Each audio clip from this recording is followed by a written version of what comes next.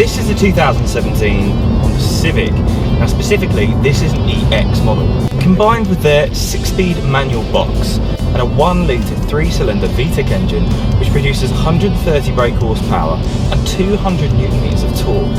Well, really, this is looking quite good. Now, bearing in mind other manufacturers have tried that whole small engine thing, and generally they've kind of come out a bit lukewarm. My initial impression of this car is that it's quite the opposite. While it's not like its brother, the Type R, it will definitely give you a smile.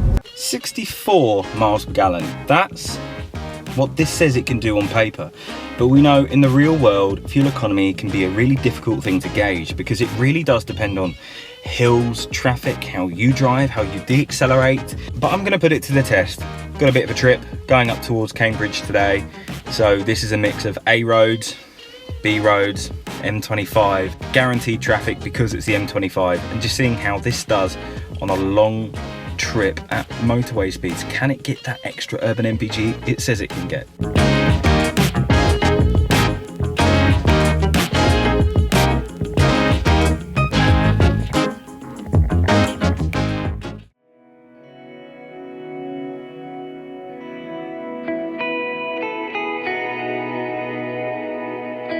It's the next day, mainly because yesterday was a bit of a crazy one for getting in, loading in, and getting on with things. But fuel economy I got on back roads knocked it down to 49, but on the motorway it was 56 miles per gallon. And driving at motorway speeds at 70 miles an hour, to see that out of a tiny engine moving to such a big car for what it is, it's impressive to see that Honda have been able to achieve that.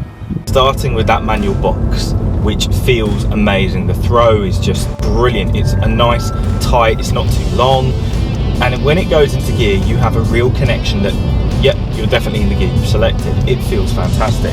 The engine is where it really, really surprises me. Now, Honda have always been able to make good cars, but a small engine is something which, you know, you don't expect to get a lot of power out of and a lot of fun, but this sounds great. I'll quite happily turn around and say that this is my favourite 1-litre 3-cylinder engine that I've ever driven, because it doesn't feel like a 3-cylinder 1-litre. It feels like a 1.5 litre 4-pot engine in the torque band and the power band, and in the sound you get that nice kind of 3-cylinder graunchy angry sound when you put your foot down.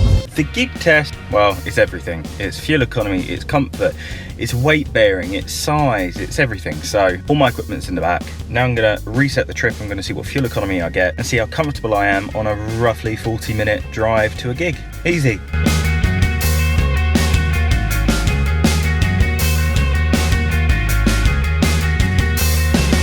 $56.4, that's pretty good. Well done, Honda. And then to summarise, it's comfortable, it's taking all the space, the cruise control was great, the heated seats are on.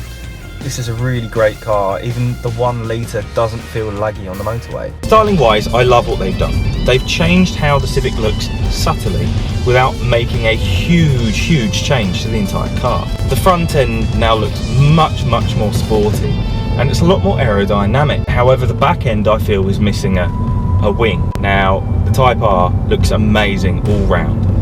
So I think that's what it's missing. It's missing that big wing on the back.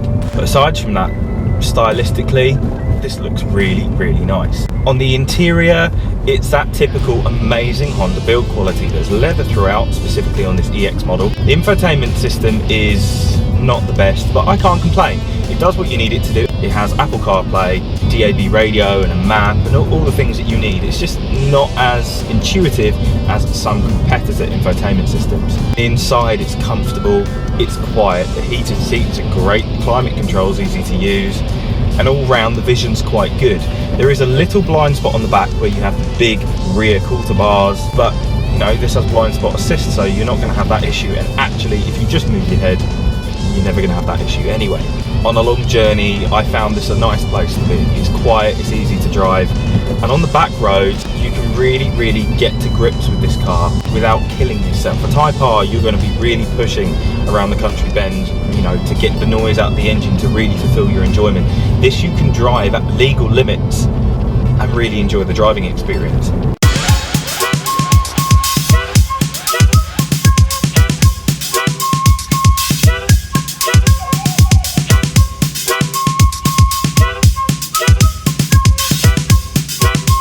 Now this has adaptive dampeners, and you think, adaptive dampeners on an EcoBox, what's that going to achieve?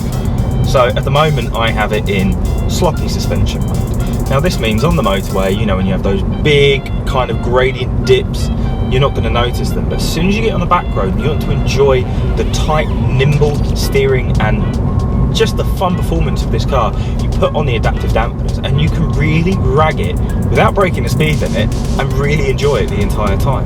Now this specific car is just over £23,000 on the road, which I see as an absolute bargain when you consider the fact that you're surrounded by leather, you've got a good amount of tech, great safety features. There's my blind spot assist going off right there, and then you've got things like lane keep assist, and on top of that the car will then pretty much keep you in the lane by itself with zero input. It will go around corners for you for £23,000. Also, bearing in mind that includes you a sunroof.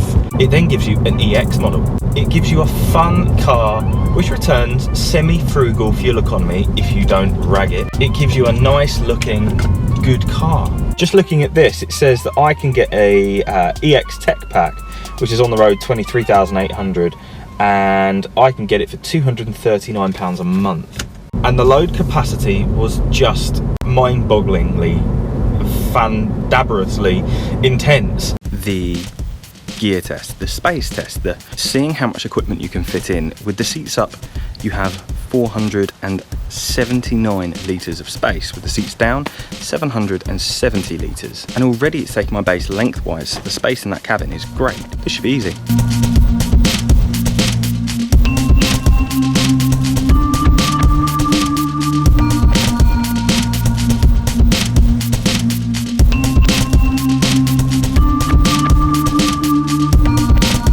Everything is fit with ease, and I mean, there was a moment where I had to take a power extender out of the front of the bag, but it's just rearranging where the space is going to go. So for the fact that this has that huge amount of space, and it's really practical space for such a small car, it's really good. You expect a 1 litre EcoBox to not have a lot of room on the inside because they have to make it small and they have to make it efficient. This has loads of space in the back. I fit all my equipment with no questions, with no struggle. It takes as much as I'd fit in the back of a Volkswagen Passat. There's nothing to complain about. This is a great car.